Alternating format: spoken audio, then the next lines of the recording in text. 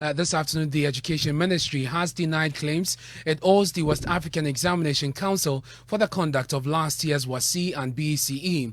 The Deputy Ranking Member on the Education Committee of Parliament, Dr. Clement Park, had alleged government owes the examination body about 23 million cedis, which is crippling its operations and threatening the smooth conduct of this year's WAEC, which begins August 1.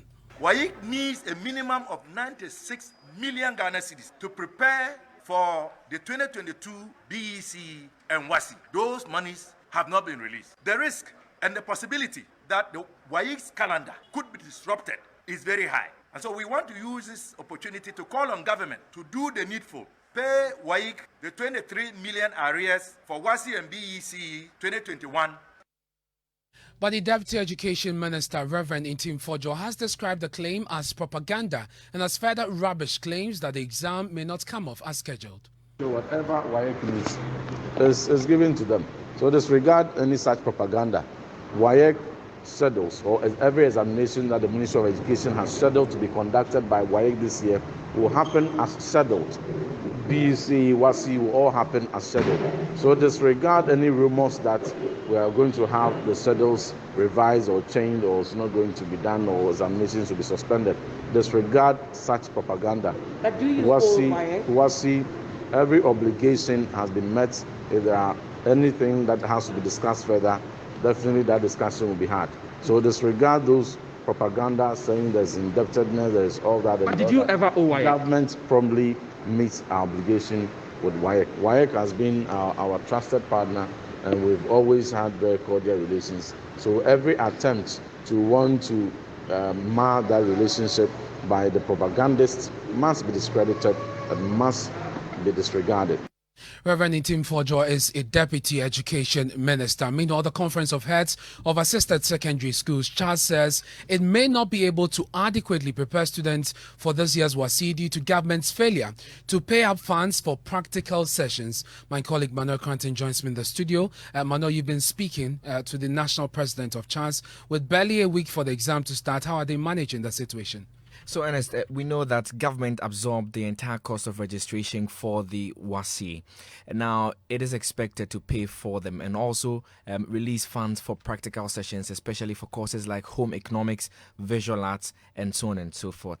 We're told that these monies have not yet been released to the senior high schools, which means that the preparation of the students by their teachers and indeed the school administrations currently has been, curtailed. And so CHAS National President Alhaji Ali Yakub tells me that indeed they are calling on government to release these funds for them in time so that they are able to prepare the students for the exams. Failure to do that, there are two options, he tells me. Either they will not be able to meet the timelines of the examinations which start on August 1, or they'll have to go and set the exams ill-prepared. They have also been raising concerns about, other areas of funding in terms of their operation. For instance, they held a meeting yesterday for all their members across the country at Joabing in the eastern region. And among other things, they resolved that all extracurricular activities, including sports, culture, National Science and Maths quiz, SHACS, the SHACS quiz, and so on and so forth, are to be suspended because there are no monies to carry out these activities. Thank you very much, Manuel. Now, in a related development, the Ghana Education Service, actually responding to the issues of food shortages, has said that it will pay the buffer stock company what it deserves ahead of the disbursement of food in order to deal with the situation. We can hear from Director General of the Ghana Education Service, Professor Opoku Amankwa, who spoke to my colleague Raymond Akwa on Upfront on the Joy News channel. So going forward into next term and even this year, they have planned, and then we give them a projected budget for the year. Then based on that, finance will then give them some advances that they can buy in stock and then put it in their warehouses.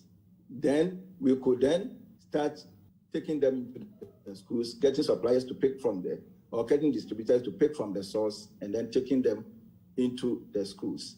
We believe that if we can resource them by giving them some advance payment and then they can use that to buy in advance and store and then also distribute.